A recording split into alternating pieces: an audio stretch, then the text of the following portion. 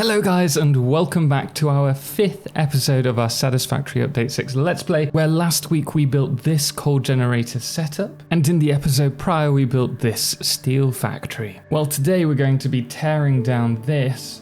We're going to be rebuilding it eventually over there, but before we do that we do need to build a factory dedicated to producing space elevator parts so that we can unlock new tiers. Hi Tick, what are you doing there? As beautiful as this world is, I kind of need to build a network for getting us to and from the factories, because this is going to take us forever. We need to do some sort of Hypertube system. That would be another thing that I'm going to try and do as well. We're finally here, and currently we're producing about 15, I think, steel beams per minute, as well as some steel pipes. And they're being sent off to our factory. Well, we don't need them anymore because we have them at the steel factory over there. So what I'm going to do with this is bring these to the next level. We're going to lift all of this up a little bit more, build another level, and from there we're going to produce the space elevator part. So we have a versatile framework here, which requires 12 steel beams per minute. And we also need to produce automatic wiring. Automated wiring, sorry, and this uses steel pipes with the production of the stators. And the other thing that we're going to be producing, providing we've got enough iron here, would be smart plating as well.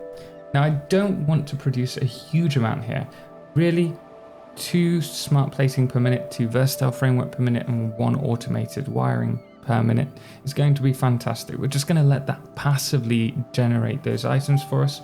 And they're going to feed directly into the space elevator, which we'll probably put in this space here on top of a little plinth.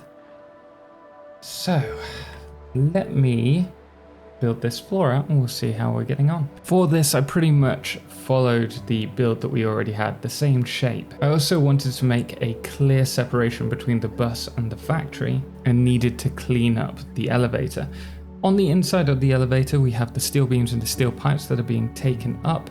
And then we're also going to have down at the bottom these two, which are going to be taking the iron ore up so that we can produce the smart plating, which will be taken from a node you can see it just over there. Bear with me, guys. I know it looks like a bit of a mess at the moment. So what's going on? I wanted to build the roofing. I had a bit of an issue with this because I couldn't quite get it right. I was trying to do a fancy kind of fan system with it, and instead we've gone for a more tiered approach, which I'm pretty happy with, just slowly raising upwards. We also have all of the resources being brought up now to the necessary floors so that we can start producing everything. So this is the first floor that you saw before. We've kind of extended this outwards. I realized we needed a bit more space for all of the parts because we're going to be using a lot of assemblers. And this is the upper floor. Actually, I still need to do this, so let's just quickly zoop that across and zoop again. Fill this out. And this will be the floor that does all of the copper, all the basic resources, and then the floor below, this one, is what's going to be producing the space elevator parts. What's really nice about this build that we're currently building is that we're repurposing an already built factory. So we had the steel down here. Well, we don't need that anymore. We could have tore this down, but instead we've decided to take the resources that we're producing and customize it, reuse it, and make it produce something that's useful for us without having to tear down all of our work. This is going to be the top floor. It's almost complete. We still need to do the wiring, which I will remove this walkway for because we're going to do overhead wiring. And also, if you've spotted it, we're also going to be using some cavity walls as well for this. So this floor is producing all of the really basic materials that we need. So we have 120 wire being produced at the end. We're going to have 100 being balanced and brought along. Let's jump down actually. 100 being brought along here to what will be 2 constructors. just place them in front of here.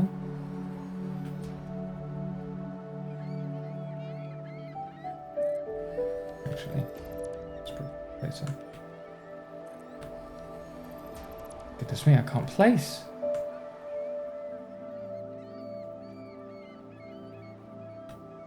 There we go.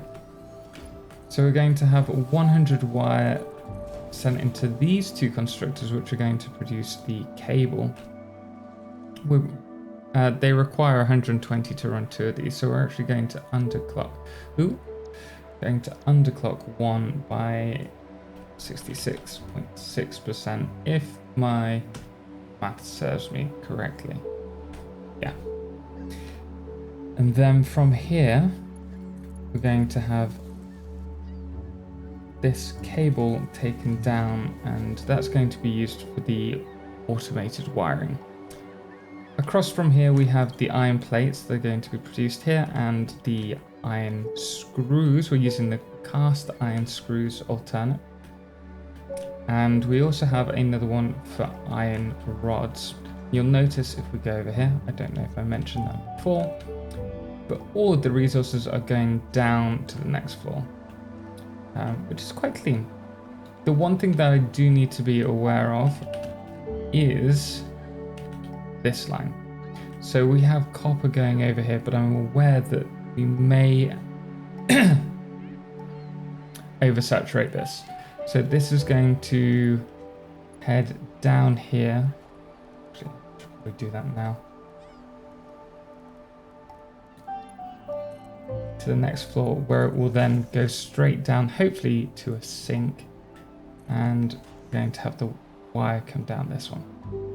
Okay, next floor. If we jump down here, sorry, I'm all over the place today. You'll see this is all empty at the moment. We're going to run assemblers along the back there and then also along here. And I'm going to try and keep this area open. And over here, I think all the it's just above it. Okay, perfect. We'll have all the parts leading to go to the space elevator. So let's continue. So I've made a massive boo-boo, guys. I'm so sorry. I forgot to save the game intermittently while I was doing the build. And so we've actually got to a point where I've just finished it. So we're going to talk about what I've done. But before we do, whilst we're on the subject of saves, if you do want to check out this save, my Update 6 playthrough, I'm going to be posting on the 1st of each month the most up-to-date save of this save on my Patreon so that anyone can check it out should they wish to. Anyway, enough of that, let's get back to the factory. You've obviously already seen this, but one thing that's different is the use of the cavity wall system, but along a top supporting beam, I guess you could say. So the way that we've done this is created a little alley for all the wires to go through, and these then feed directly into the machine, and all the connection is done through this corner here. All the resources are then brought down to this floor where you can see we've got all the assemblers creating the various space elevator parts. The space elevator parts are then put through a series of smart splitters, and then anything that's overflowed goes to an awesome sink, which is just run beneath the space elevator part bus. Now, before I skip on ahead, the next thing that we need to do is sort out a bit of a transport system to get between these factories, because we have the space elevator factory here, the coal power plant over in the canyon, our starter factory, which I really need to tear down and rebuild because it's a right state at the moment, and the steel factory the opposite side of the dune desert. And soon we'll also be building an oil facility over here. Whilst I'm running to pick up some resources, and whilst we're on the subject of transport, I'm actually flying across to Mexico the day this is coming out. In fact, I'll probably have already landed by the time that you get to watching this. But the reason that I'm going there is to, almost, yes! The reason that I'm going out there is to meet my wonderful girlfriend. She lives out there. We've spent a fair bit of time over here in the UK, but now it's my time to spend the next 5 months over there. And I'm really looking forward to it. I love Mexico, love the tacos. One thing that I should mention is I'm going to try and get Edna to If you haven't noticed, in the right-hand corner, this whole video is dedicated to her, and probably all the rest of the videos that you see, because I'll forget to remove the note. But I'm going to try and teach Edna how to play Satisfactory. Now, if you guys do want to see that, do let me know in the comments below. I would love to know your thoughts of whether we should give it a go and just throw her into the deep end, or actually give her a little bit of a one-to-one tuition with me so that she has a little head start. Let me know what you think in the comments below. For the resources for transportation, we are going to need to get some more encased industrial beams, and we also need some copper sheets because we're going to be using the Hypertube. We're going to need rotors as well. Yes, I am. I'm not producing motors yet, but we are going to be using the Hypertube network. I would love to use trains, but unfortunately we haven't unlocked them yet, so we have to wait a little bit longer for that.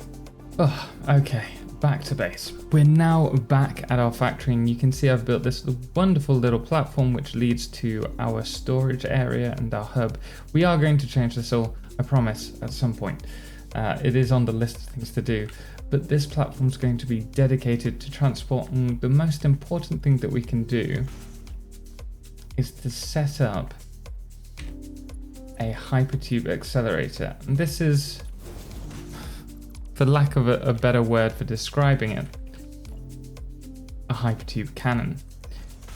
And the way that we do this is we have several entrances all lined up, one after another. I'll just demonstrate here. Connect you to a power pole.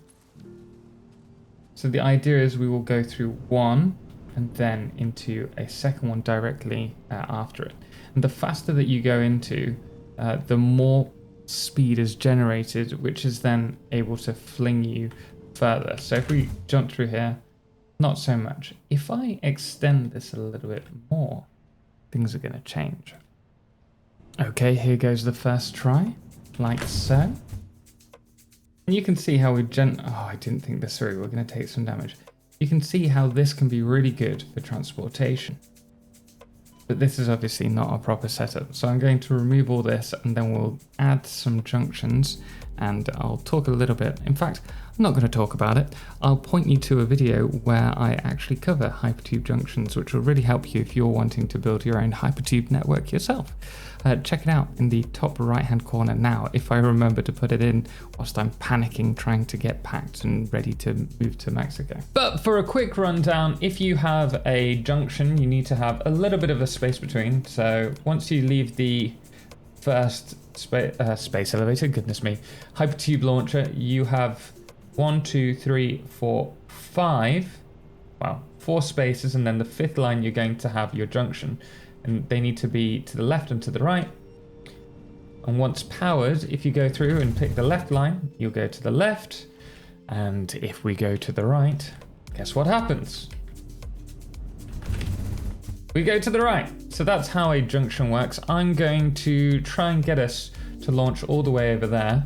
So we now have our Hypertube launcher, and it's going to hopefully, I haven't tried it yet, but hopefully get us to where the steelworks is. This is a bit of trial and error, so just be warned if you're doing it yourself. But we're going to run in, go to the right, and hopefully, oh no, I think we definitely overestimated. Where are we going? Yeah. We overshot this.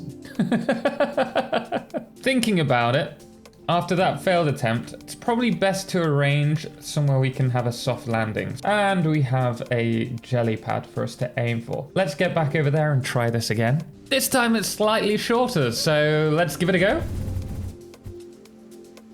Yes. No. Wait, we can slow this down.